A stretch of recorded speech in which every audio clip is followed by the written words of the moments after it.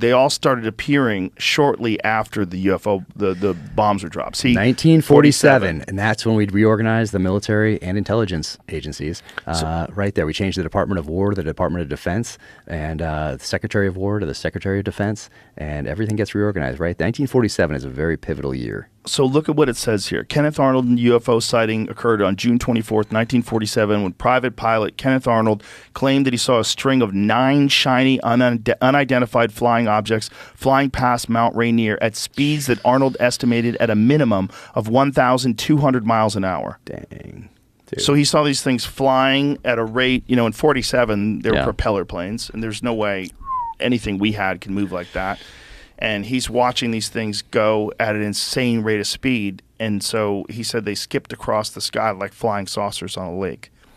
And so it became flying saucers. Flying saucers. Yeah. And so, but people back then that saw those things, there's no way that was the Soviets. There's no way that was the Germans. There was no. Right. That's not ours. So whatever the fuck that is, if that was real, if the guy really did see those things.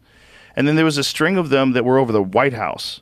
In 1950 something. Really? Yeah, there was there was photographed ones that were over the White House. There's actually like a news story about it, that these things flew over the White House. Okay. And I think they moved at a bizarre rate of speed too. So those ones give me pause. Yeah. Because look, the universe that's obviously a drawing. That's a drawing. But I think there is a photograph of it. Yeah. I think is that the photograph? That's wild.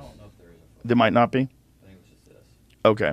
Saucers over Washington, D.C. So what does the story say? That looks like a comic book. Senior Air Route Traffic Controller for the Civil Aeronautics Administration was in charge of the National Airport, Washington, D.C. ART Control Center on the night of July 19th, 1952. Briefly, he states in a newspaper article, our job is to constantly monitor the skies around the nation's capital with electronic eye of radar. Shortly after midnight on that day, 7 pips appeared suddenly on the control center scope. Ed Nugent, Jim Copeland, and Jim Ritchie, all experienced radar controllers, checked the observations. The airport control tower radar operator verified the same sightings. They were over the restricted areas of Washington, including the White House and the Capitol. Dude. So those kind of things. Yeah. You got to go, well, what is that? Right. Look, the universe is big beyond our wildest imagination. Yeah. There's no way we could even fathom how big it is. Yeah. It's not possible.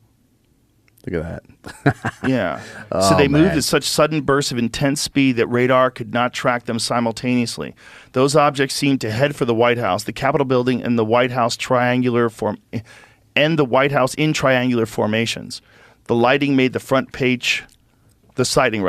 front page headlines in all newspapers. Dang. Yeah. So those wild. Kind of things, you go, okay, well, what is that?